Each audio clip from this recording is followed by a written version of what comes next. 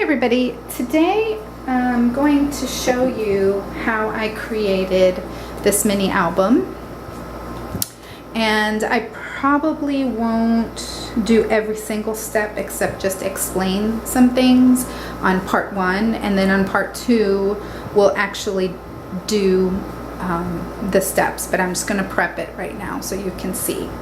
Like I said the other day, if you didn't watch that video, the papers that I'm using are from an old Heidi Swapp Christmas paper that I got at Michael's at the end of the Christmas season last year, 2013.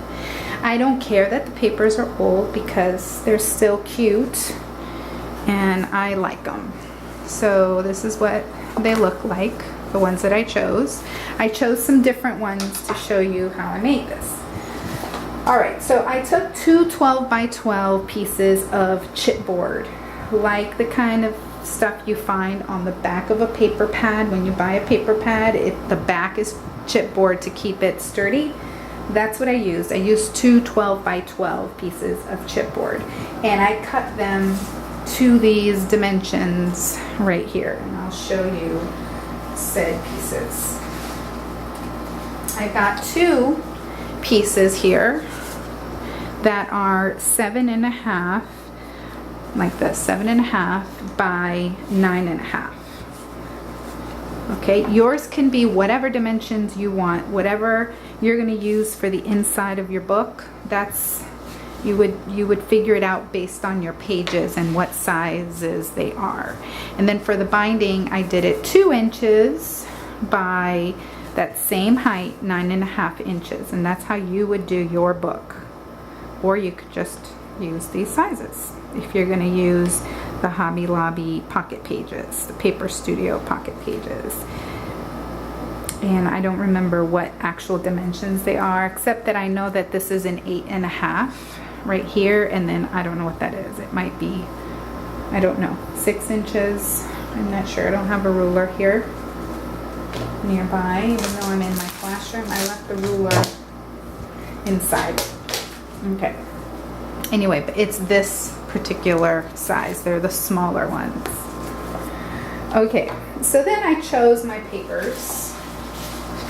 And for the outside of the book, I chose these two right here, these stars and this polka dot paper. So what I'm going to do, and they're 12 by 12. So I'm going to kind of, it doesn't really matter, but what I'm doing here is just kind of giving myself a border around here. So I'm just setting it there. Okay, so, oh, I don't know, it's maybe about 1.5 inches in. And then, except, let's see.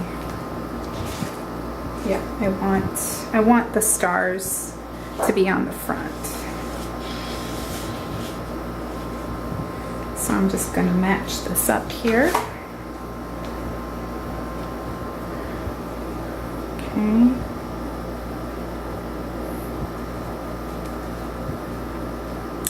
And just kind of push this in. And with a pencil, you can mark where you might want to cut your paper.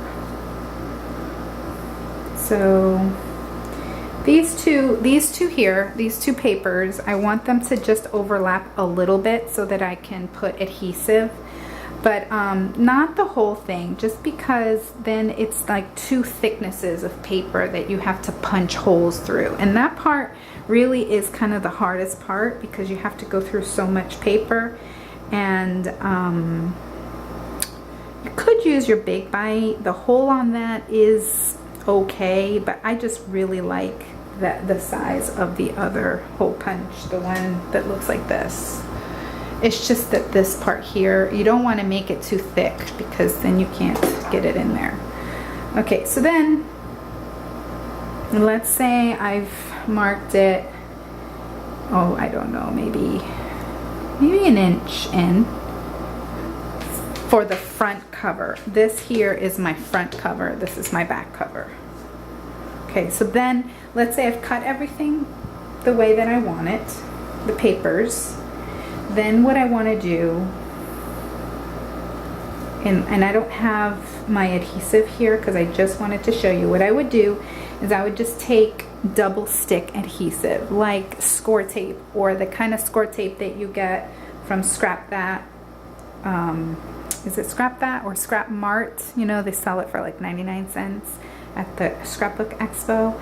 If you don't have that because you have no idea what I'm talking about, you could use your ATG gun. You could use some kind of liquid adhesive like maybe maybe the Scotch Quick Dry would be a really good choice. Okay, but what you want to do is you want adhesive on either side, here and here. Okay, because what you want to do is you want a piece of Tyvek. Tyvek is, this is what we're talking about, DuPont Tyvek. I got it from envelopes that you can purchase at like Staples or something, and it is waterproof and very sturdy. You can't really rip it. Builders use it to create a a barrier, a moisture barrier. So it's really strong stuff, and so I use it to reinforce these places where the book's going to be opening and closing. So I'm going to stick that like right there. So I need to figure out a way, or you need to figure out a way of how you're going to stick that there. If you have double stick adhesive, that would be good. I guess you could run it through a sticker maker too. Why not? That would work. And I'm keeping these openings here in between about 1/8 of an inch is what I'm doing there. And so that's going to get adhered. Once that's stuck together, I flip it over and I do the same thing on the other side. Okay, and then once I do that, then I'm ready to kind of fold in these corners to make, or all the sides, kind of like you're wrapping a present, and then it just kind of goes really fast. All right, so we're gonna do that. Watch part 2. Thanks for watching. Hope you come back.